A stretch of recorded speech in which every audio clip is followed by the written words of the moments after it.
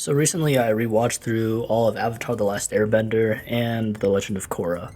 It's also that time of year where The Legend of Korra and the Avatar Korra just get absolutely hated on Twitter. So I've been thinking about the Avatar series a lot more than usual.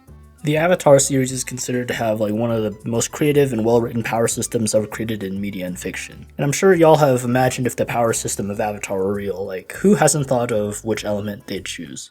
All four elements are interesting in their own right, but they are definitely not equal. Some definitely have more aura than others, so here's my element aura ranking going from least aura to most aura.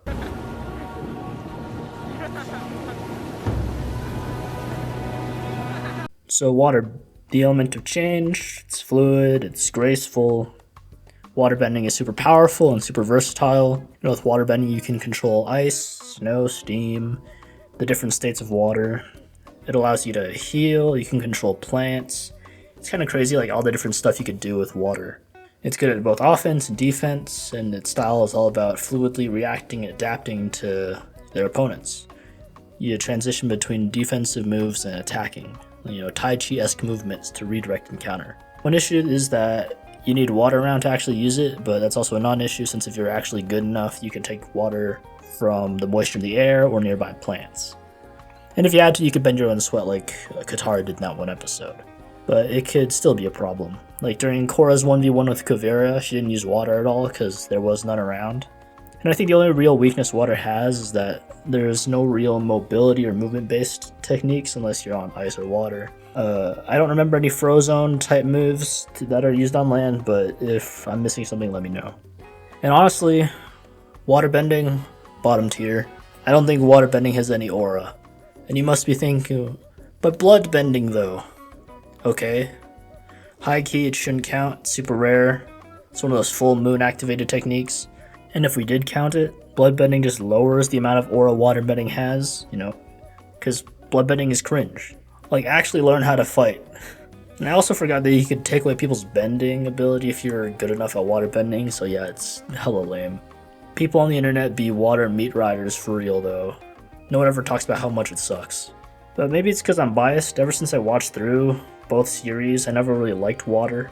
I even went through the wiki page, checking out the list of notable waterbenders to see if anyone stands out. And no one on this list has aura besides some of the avatars. Look, Katara, 0 aura. Most annoying character in the show, and all she does is talk about her dead mom, and no one likes that. Yeah, Korra on that list, easily the worst avatar. When she pulled up to Republic City, literally no one cared.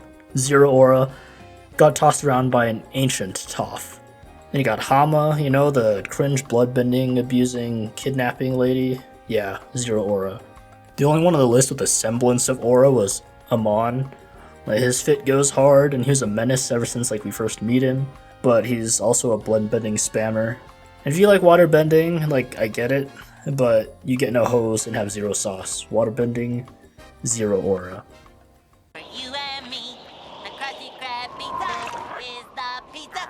So airbending, the premier defensive element. You can never run out of it because there's air everywhere. And it's all about mobility and evasion, and the point is to outmaneuver your opponent rather than overpower them. So because of this, the attack power isn't as potent, because there are only so many ways you can really air blast someone. Personally, I think airbending is really cool. It's meant to be a defensive element, but whenever anyone uses it and is competent with it, actually attacking with air, it can be pretty powerful. With that being said, to be honest, airbending is pretty low aura. Especially if you're using it the way it's supposed to be, defensive. The only airbenders who have had any aura are Zahir and Aang. Even then, most of Aang's aura comes from the Avatar state, because base form is just that goofy pacifist monk who doesn't want to fight.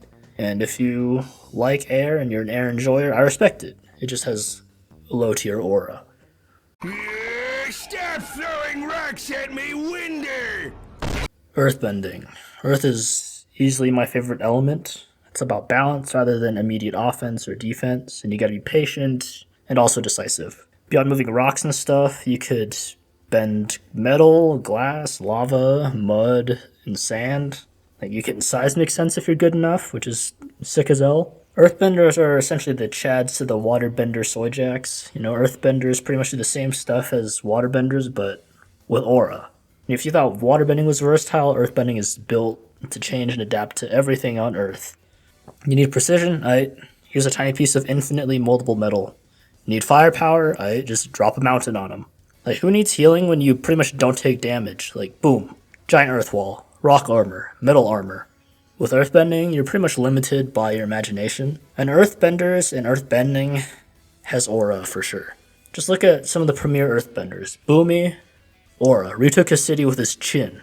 Avatar Kyoshi, aura, the most cracked out avatar, stood on business, definitely wore black forces to work every day. You have Toph, the goat, invented metal bending and seismic sense, straight aura. And I'm sure if Prime Toph locked in, she could beat anyone 1v1. Besides like Avatar State, Full Moons, or Sozin's Comet Andes. Earthbending goes crazy. High tier aura.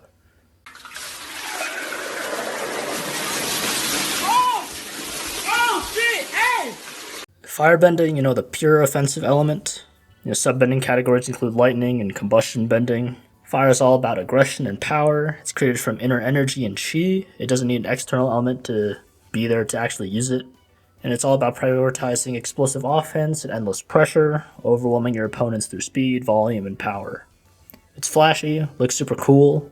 Attack stats, definitely maxed out. It doesn't prioritize defense at all.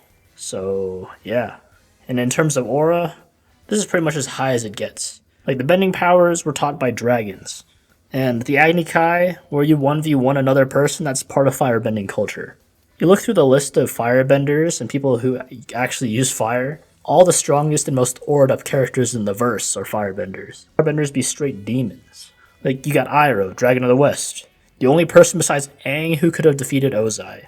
But he didn't, because it wasn't his destiny. You have Azula, absolute prodigy, literally pressed everyone she threw hands with. Zuko, like, you guys saw the blue spirit, right? He doesn't even have to bend to be cracked out. Even old Zuko be throwing hands with Korra. It's crazy. And on that list, you still got Roku and Ozai, like, even Combustion Man. Firebenders really said screw defense and versatility. Y'all can catch these hands. The only way to block with firebending is really to shoot a bigger fireball than whatever's coming at you. Picking this is like picking the high skill, high difficulty, high risk, high reward choice. Firebending has nothing but sauce. Straight, highest tier, most aura out of all elements. Anyways, here are the final aura rankings. Share what you guys think in the comments. Am I right? Am I wrong? What do you guys think about each of the elements? Let me know.